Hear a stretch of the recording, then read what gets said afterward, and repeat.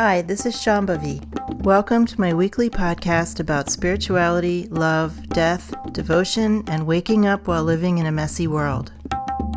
The Satsang with Shambhavi podcast is recorded live each week with students of our nonprofit community, Jayakula.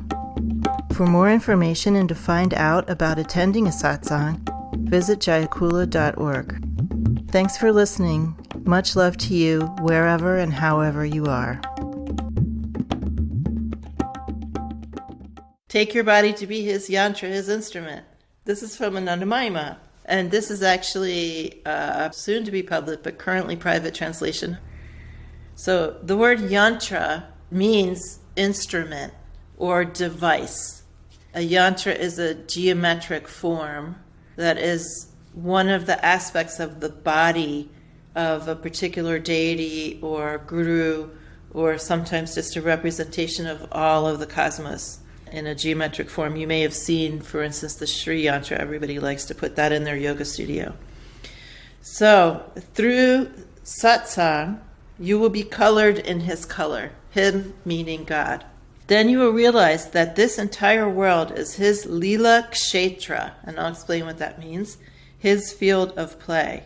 The Lord created this world out of his imagination. So take your body to be his yantra, his instrument.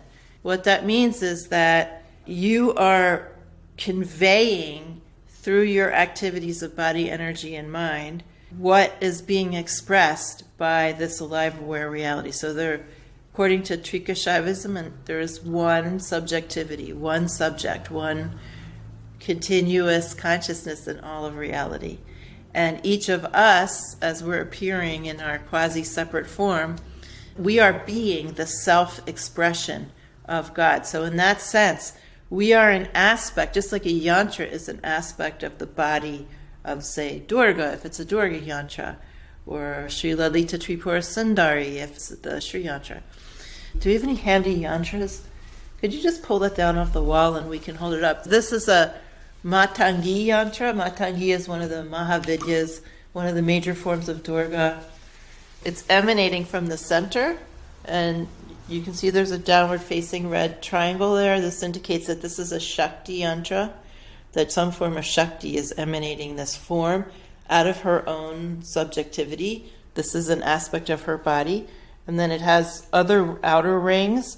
Things get more and more complex and more diverse and more, in a sense, interesting, like a cafe or a city. And in fact, these are the four gates of the city. So a yantra represents something about manifest life, with the unmanifest being in the center out of which everything is emanating. And then this entire diagram is said to be a city, a place of diversity where we come to meet and have interesting conversations and bump up against people who are leading different lives than we are and have different experiences. So this represents the cityness of all manifest life. Matangi, by the way, is part of a cascade of Shaktis that begins with Sharda or Saraswati or Para and represents the downcoming or the flowing into the human realm of the guru principle in the form of the teacher who translates wisdom into words that ordinary people can understand. Matangi is that aspect of the guru tattva, the guru element that I talk about every morning.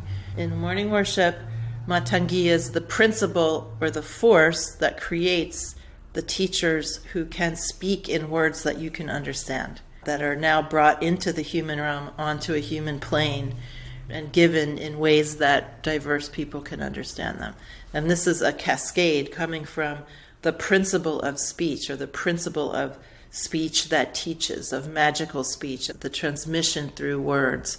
That's a general principle of all of reality, but eventually ends up in some embodied teachers who can do that for us. So that's a yantra, and the yantra is an aspect of her body.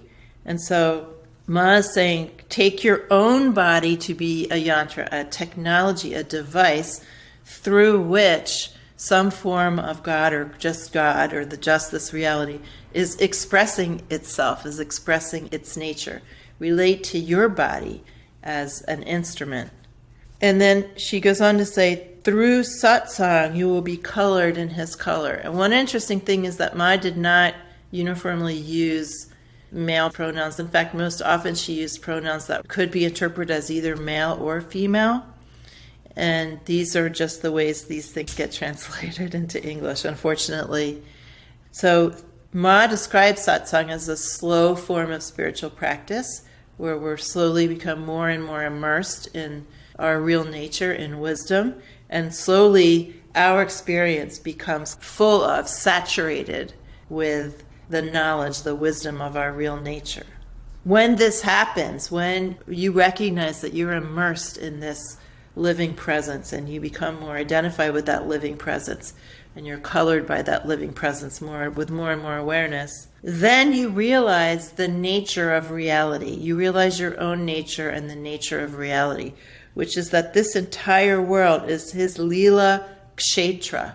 So the word kshetra is K-S with a dot under it, E-T-R-A. It's pronounced kshetra. And it means a field or a gate. And both of those words are important. Lila means play or sport. Ma is saying that when you become more immersed in this transmission of the nature of the self, then you spontaneously have the knowledge that everything here is the Lord's field of play. And also that if we go back to this idea of your body being the yantra that has these 4 gates, that everything here is a gateway through which the Lord is entering and playing. And then she concludes with, the Lord created this world out of his imagination. In other words, what is formed in a subtle way in the mind of God, which is everywhere, becomes this experience of manifest life. And there's a direct analogy with our experience of imagining things and making them. Anybody knows that when we're going to make art, or we're going to make a poem, or we're going to bake something, cook something, or sew something, whatever it is, film something, even though we don't have it all mapped out in our mind, we start with something that we're then bringing out and making manifest in some way. And then we go on from there. But it starts with something more subtle than the actual thing that we're making. And our process is exactly the same as the process that all of reality is going through. So all of reality is saturated with this quality of intelligence or consciousness or mind, whatever you want to call it. And within that, there are subtle thought forms happening.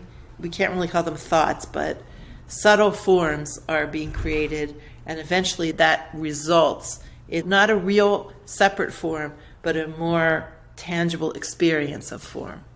So the subtle thought of form becomes a tangible experience of form. So that's what's meant by this whole world is his imagination. The Buddhists describe this in a very beautiful way, this cascade from Dharmakaya, Sambhogakaya to Nirmanakaya. So the word kaya means body, and Dharmakaya is like an open blue sky, is the way it's described in Buddhist liturgy and teaching texts. So it's that field of unlimited potentiality where anything could arise out of that field. And then the Sambhogakaya means the body of enjoyment. It's that precondition where it's like dreams or thoughts, where everything can be magical and be completely bedecked in any way you like, and forms can change very rapidly like they can in a dream. Everything's very fluid because nothing has been solidified yet in the experience of a body. And then Nirmanakaya is the pure body, how we would see everything here if we were enlightened.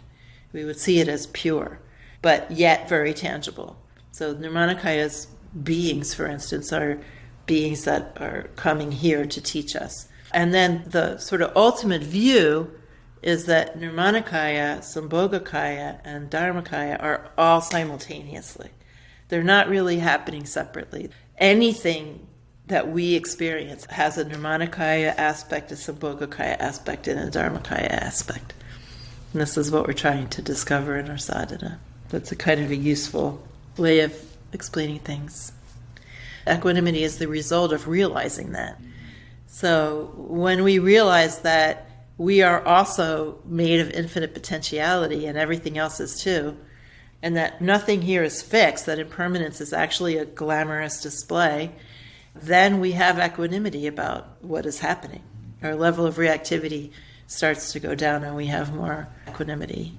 There's a teacher that I only sat with once, but who had a profound effect on me. Tsultrim Gyaltsen Rinpoche, he's a Kagyu teacher.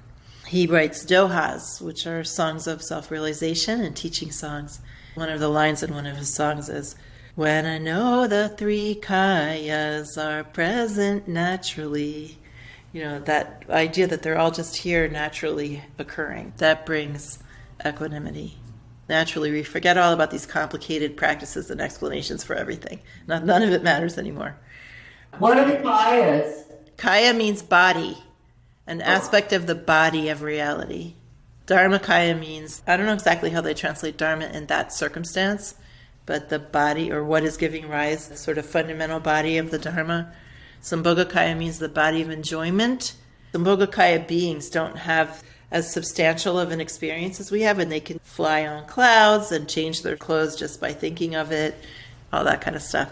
Sambhogakaya statues always have lots of earrings and jewelry and fancy stuff that they're wearing because they can. It's just like in a dream, where if you had control of your dreams, you could do anything you wanted, go anywhere you wanted. And then Nirmanakaya means the body of purity, like the body where the wisdom that's inherent in everything, ordinary, would be apparent. It means this world, but from an enlightened perspective.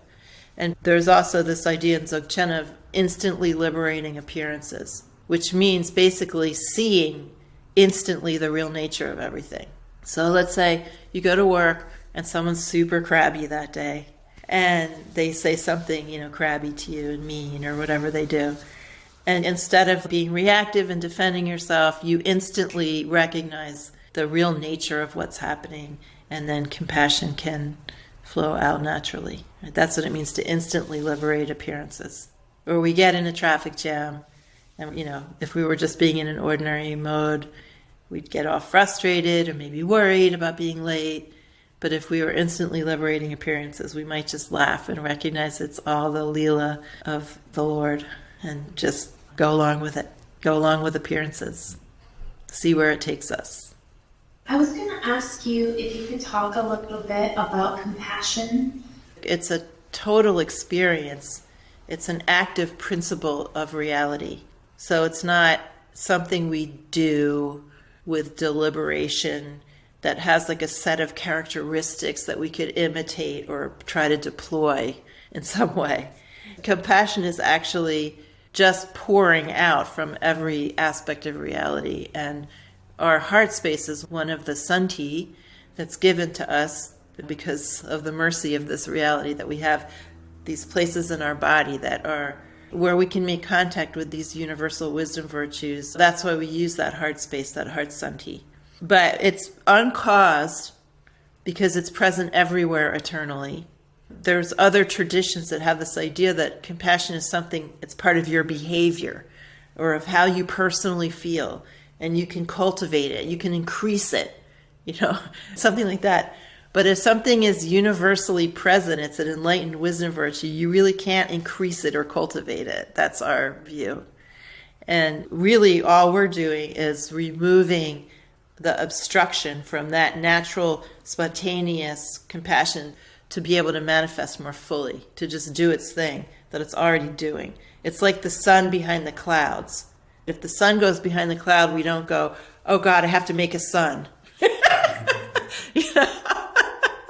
We just say, okay, we'll wait for the clouds to go, or if we're doing practice, we'll do something to clear the obscuration. But we're not going to go try to cultivate a sun or make a sun or increase sunness in some way. And then that's what compassion is. So I also say unconditioned. This is very, very important. Unconditioned means it's the same for everyone and everything. There's no special circumstance in which compassion is elicited and other circumstance where there's no compassion or less compassion. You'll hear people say, oh, I feel so much compassion for so-and-so. That person doesn't deserve my compassion. This is a very limited version of compassion. Very, very limited. It's flowing out from everywhere, utterly unrestrained, without any reason for it being that way. There's no compassion because this is happening or that is happening. It's like an overwhelming total aspect of all of reality. It's like the field that we live in.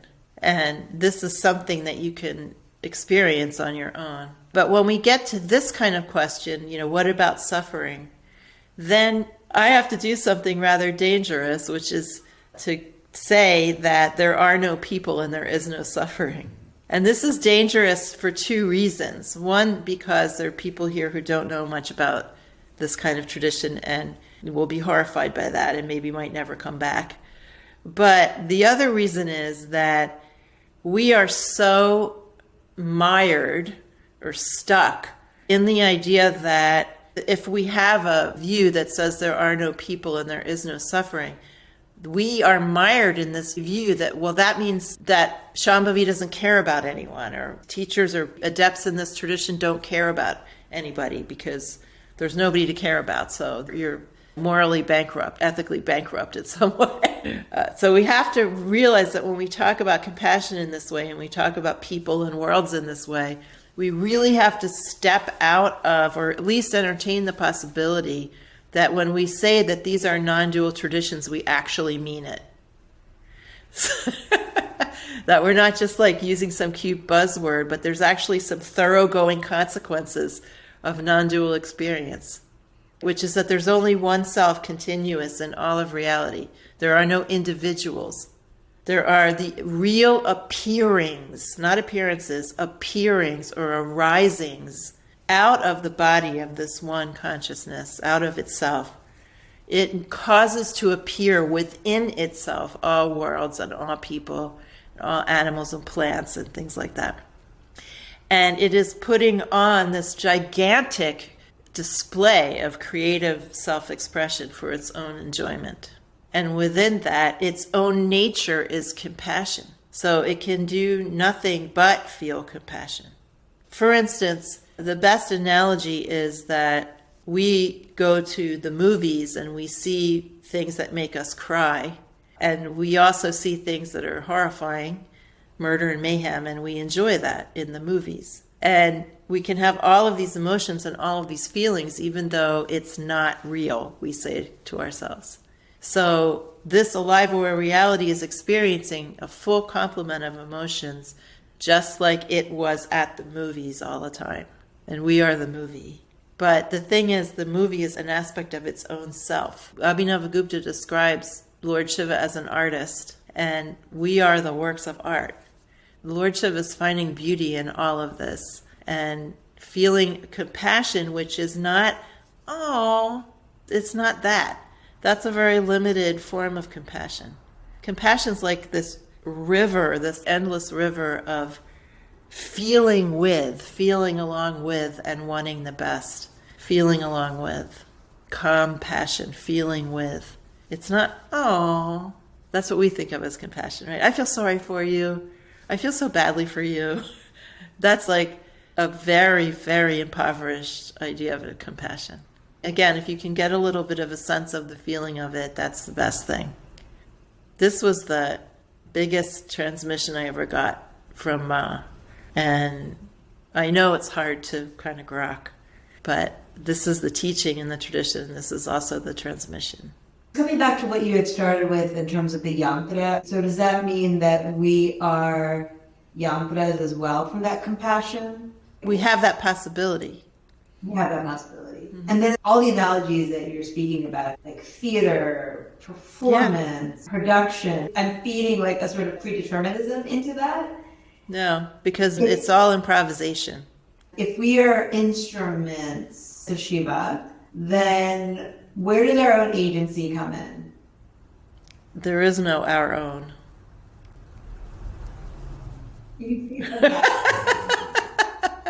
There's neither agency nor lack of agency. See, we have to get off this cart going back and forth between I have agency, oh my God, it's all predetermined. I have agency. Oh, it's like demolition. Just demolish that. Think about when you're improvising with other people. I hope that some of you have had that experience. Improvising theater or dance or music, anything that you might be improvising. The question of free will is not really in that scene. If you're really improvising, you have skill, or you bring to it some skill. You bring to it some knowledge of that form. And the other people do too. And then when you get there and you're improvising, what are you doing? You're not making decisions based on your free will, nor is anything predetermined. Those things don't live at the scene of improvisation. What lives there is responsivity, listening and response, call and response, listening and response.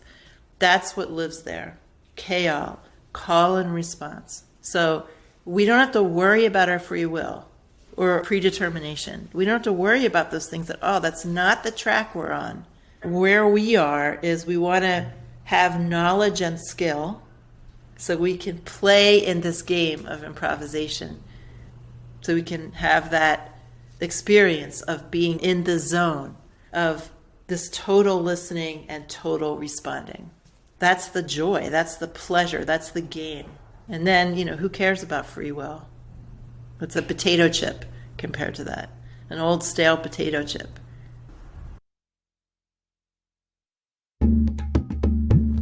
Satsang with Shambhavi is produced by Jayakula, a nonprofit community offering opportunities to learn and practice in the direct realization traditions of Trika Shaivism and Dzogchen.